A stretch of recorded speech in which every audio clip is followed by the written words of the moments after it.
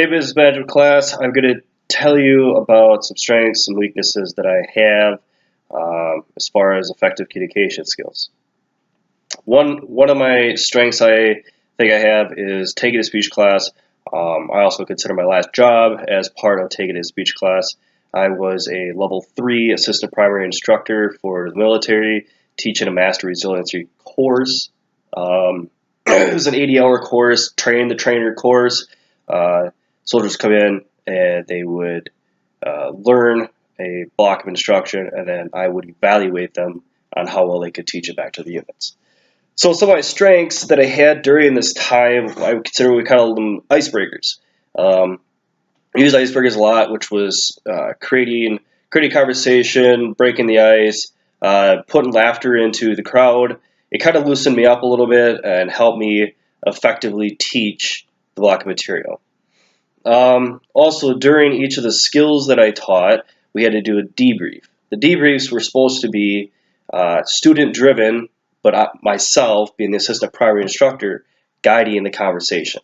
Okay, so instead of being ping pong, it wasn't me asking the students a question, they would answer the question. I would possess a question, an open-ended question, and then all of them would discuss it. Most of the time, they got off track and talked about whatever they wanted. So my job was to bring that conversation back to the skills, back to the material, and make it worthwhile. So it was a little difficult, one of the hardest things to overcome while teaching and instructing as assistant primary instructor. But some of my weaknesses that I had was active listening, and which we included mostly with the nonverbals. So the facial expressions and an RBF. If you don't know what an RBF is, just look it up. I'm not going to say it on here. So listening actively and the nonverbals.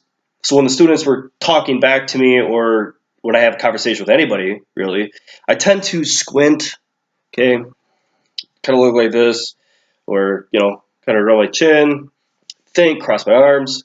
So there's not a lot of people that take it as a defense and that I am not listening or I am judging what they're saying, okay, and that's not true. I have bad hearing, okay, and I do know it's a weakness of mine, and it's extremely hard to get over. I don't know how to get over it, and the best thing that I do actually to get over that weakness is just come out and say it right away to the people that I'm talking to, or that I need to have, or even give them a speech. So another weakness that I have also is thinking before you speak. Okay, I have about 10 years. I'll be 10 years in May military experience. Kind of the way I was brought up is, I was given effective criticism, okay, and I suck it up and I drive on. Didn't take it personal. I looked at it as how to change for the future, okay. Well, I found out after teaching for so long to the MRT course was that people can't accept changes, okay, and you know what? I found out too that everyone wants feedback until it comes back to them, okay. And then myself, I would be just really blunt and say, hey, this is where you screwed up, and this is what you need to change, okay? Can't do that. Can't do that. What you need to do is, hey, I like this, X, Y, and Z, what you did. Here are things that you should sustain, and here are some things that can improve your presentation or your task at hand, okay? I tend to be very blunt and straightforward. People don't like it. They take it personal instead of looking at how they can change. So that's all I've got for my strengths and weaknesses as far as effective communication skills. I look forward to seeing the other videos online.